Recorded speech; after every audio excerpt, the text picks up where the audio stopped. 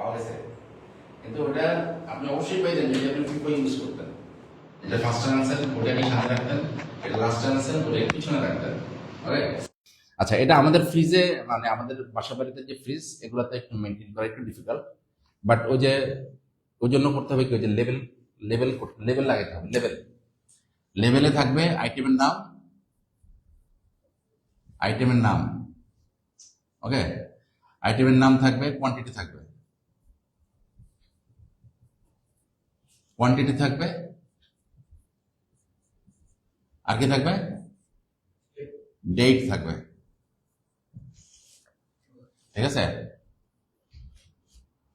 কি জিনিস রাখলেন, কতটুকু রাখলেন, আর কবে রাখলেন, এটা ডেটটা থাকবে, তাহলে সো দ্যাট আপনি বুঝতে পারবেন যে কোনটা আগে রাখছেন কোনটা পরে রাখছেন।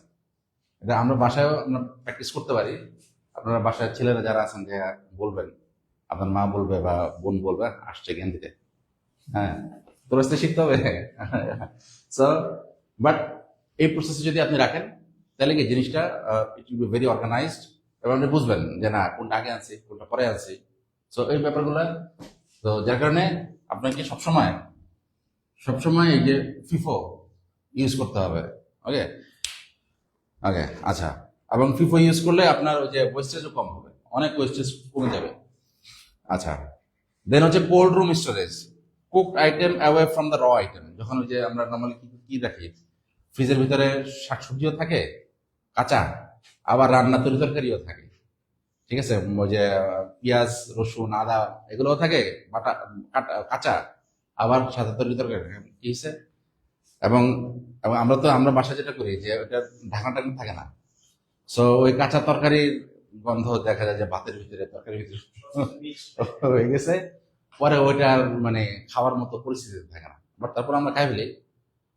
ঠিক আছে, সো এটা করা যাবে না। হ্যাঁ, কুক আইটেম, রান্না করা আইটেম আলাদা রাখতে হবে। দেখুন যে এখন অনেক ফ্রিজ গুলোতে ওই যে আলাদা উপরে একটা ডোর, মানে একটা ছোট একটা ডোরের একটা আলাদা কম্পার্টমেন্ট থাকে, ওটা হচ্ছিল ফর কুক ফুড, রান্না করে খাবারগুলো রাখার জন্য ওইটা, আর বাকিগুলো হচ্ছে হলো শাক সবজি।